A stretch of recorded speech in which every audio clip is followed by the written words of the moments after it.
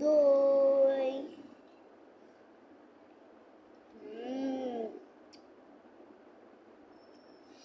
জিরা বাটা, না জিরা বাটা না, ইচা বাটা, ইচা বাটা, আমার ইচা বাটা অনেক পছন্দ।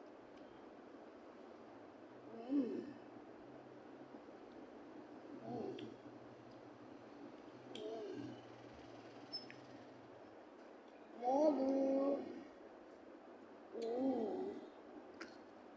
ভুট্টা, ভুট্টা, এটা করা হয়েছে, সিদ্ধ করা হয়েছে।